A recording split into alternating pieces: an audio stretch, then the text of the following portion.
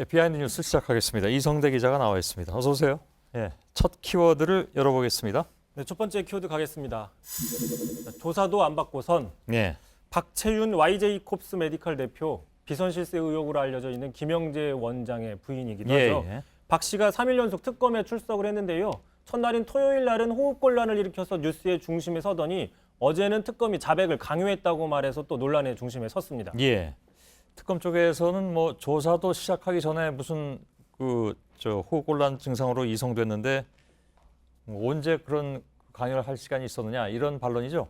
그렇습니다. 실제로 지난 토요일 날 박 씨가 출석한 게 오후 2시 20분, 또 병원에 실려간 게 오후 3시 15분입니다. 예. 55분여 만에 조사는커녕 면담조차 못한다는 게 특검 측의 설명이고요. 예. 자, 게다가 박 씨 주장대로 만약에 특검이 강압 수사를 했다면 왜 어제도 또 오늘도 순순하게 재소환에 응했느냐라는 의문이 들 수밖에 없습니다. 예. 참고로 박 씨 같은 경우에는 안종범 전 수석에게 고가의 가방을 선물해서 이미 뇌물죄로 구속이 된 상태인데 이렇게 선물을 주면서 사업 확장을 노린 게 아니냐는 의혹이 나오고 있습니다. 예. 특히 박 대통령 해외 순방도 따라간 적이 있는데요. 당시 이런 말을 했는데 직접 한번 들어보시죠.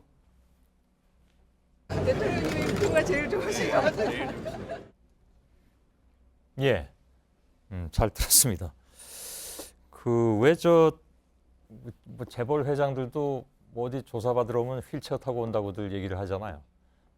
근데 이 국정농단 사건의 주인공들도 조사만 받으면 아프다는 얘기들을 많이 하네요.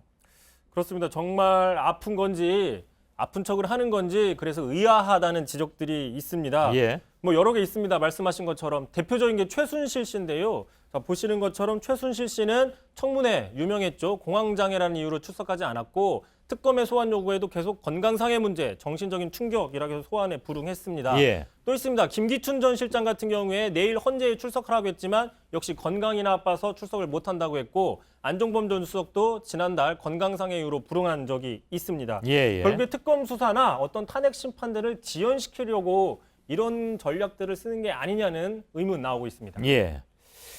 뭐 실제로 아픈 거라면 사실 이렇게 얘기하는 건 좀 실례된 일이긴 하지만 근데 대부분 또 병원 가면 이 사람 괜찮은데요? 이렇게 얘기하니까 시청자 여러분께서 판단하시겠죠.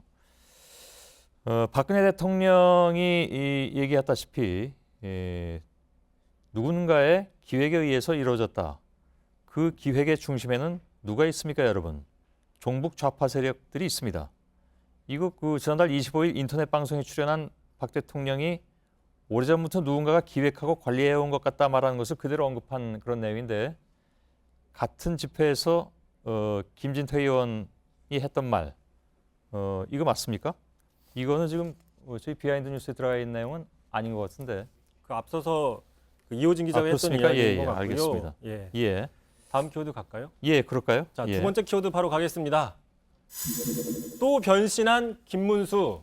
잘 아시겠지만 김문수 전 경기지사가 태극기를 흔드는 친박단체들의 집회에 나가서 논란이 일고 있습니다. 예. 특히 오늘은 아예 탄핵을 기각해야 된다고 주장까지 해서 더 한 발짝 나아갔는데 그러면서 이렇게 얘기를 했습니다. 자, 자해가 아는 박 대통령 과거 의원들 중에서 가장 청렴한 분 중에 한 명이다. 기자 여러분도 취재하면 알겠지만 비리 저지를 사람 아니다라고 아주 두둔을 했습니다. 예.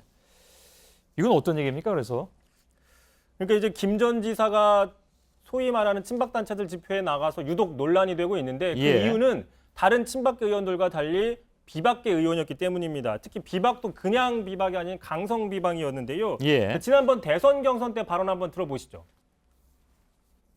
대통령이 되기 전부터 이미 불통이요 먹통입니다. 대통령이 된다면 불통령이 될 것이고 먹통령이 될 것이라고.